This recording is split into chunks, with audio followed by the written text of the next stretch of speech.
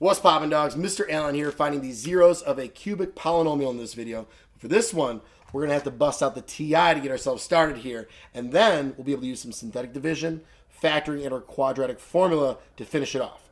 Now, normally with a cubic polynomial, I'm just going to try to factor by grouping, right? I got 4 terms, but this one is not factorable. Not all functions and equations are factorable, so we have some different strategies we can use. Now, if I were given a factor or a zero, I would just divide that out using synthetic division and then be on my merry way with some factoring or quadratic formula, right? If I divide out a factor from a cubic, I'm left with a quadratic. But we're also not given one of those, but we are given our calculator. So let's plug this thing into the y equals. I'll hit y equals real quick and type this in. So I got 2x raised to the third power minus 13x squared plus 26x minus 24. Now, what I'm thinking here is if I can get one of my zeros or my factors, or maybe a couple, I can divide it out and do a little more math from there. So when I grab this thing, I'm going to hit zoom 6, or in the standard window. I always do with my students is hit zoom 6, that we can all see the same thing. All right, and I got this lovely little cubic function. It's got 1 0 there. It looks like it's 4, okay? Looks like it's at x equals 4. Now, to tell for sure, there's a couple ways you can do that, all right? You can either do second calc and do 0, okay? And I got to find my 0 here. Let's see. There it is. Okay, find my cursor, rather. Whoop. Left bound would be below it. Right bound would be above it. And hit enter one more time to guess. And boom, there we go. We're at 4, 0. Another way to do this would be to hit the trace button, okay? And then I could just type in 4, hit enter, and it tells me that 4 is 0. Now that really only works as like a quick check, okay? Because if it was like, oh, slightly off, then it would not say 0. So I would go with what I'm thinking it's going to be and just type it in, see if it is. And in this case, it works out, okay? So I know some teachers do it one way or the other. Do whatever your teacher's doing. I just showed you both, all right? So in any event, we have 4 is my 0. So I'm going to put 4 here for synthetic. All my coefficients 2, negative 13, 26, and negative 24 in. And then go through the process of synthetic division. Some people line it up differently. Some do like a little box like this and then a line. Whatever floats your boat. All right. One thing to remember, if you're ever missing one of these terms, make sure you put a 0 in its place. So I'm going to drop the 2.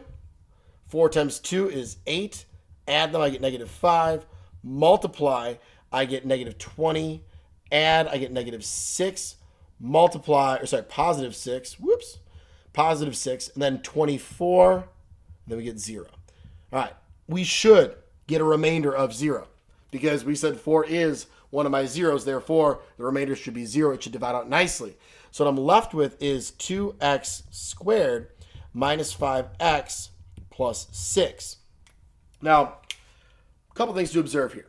My graph clearly only has one x-intercept. You get the little bendy boo at the bottom there, right? It's not coming back. It's not coming back to that x-axis. We're not going to get 2 more real zeros. We're going to have imaginary zeros. So there's no way that this thing's going to be factorable. You can check by doing 2 times 6 is 12. Nothing multiplies to 12 and adds to negative 5.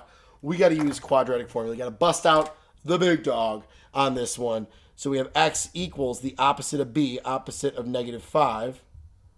It's positive 5, right? Plus or minus the square root of b squared, so negative 5 squared, minus 4 times a times c all over 2 times a. Got a little slope to there. All right. Make sure that fraction goes all the way. All the way. Don't stop it here. A lot of people do that. They lose points. I see it all the time. I see it every year. I see it every year. So I have 5 plus or minus. Let's see. That's going to be 25. Look at my calculator, right? If I'm giving this problem on the calculator part, why not use it? I'm just going to type in what's inside there, okay?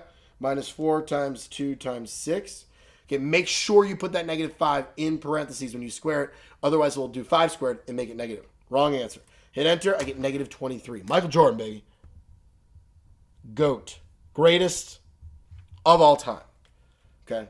Not LeBron. Alrighty. Now, this right here ends up being, let's see here, 5 plus or minus. How do I deal with a negative inside the radical?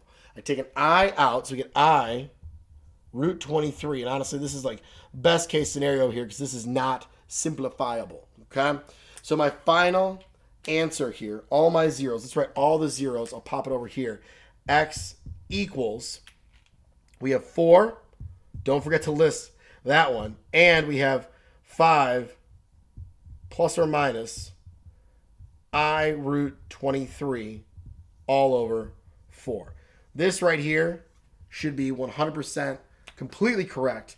All right, because this counts as 2 of them. That's the third one. If they want you to list them out, like all 3 of them, go for it. I think that's a waste of time. I think that is most efficient and good to go. There we go, guys. All right. Graphic, get one of your zeros, divide it out, deal with the quadratic later. Either factoring or quadratic formula is going to do the trick there, and you're good to go. All right. Thank you guys for watching. Have a fantastic day. Let me know if you have any questions in the comments. Otherwise, stay dope.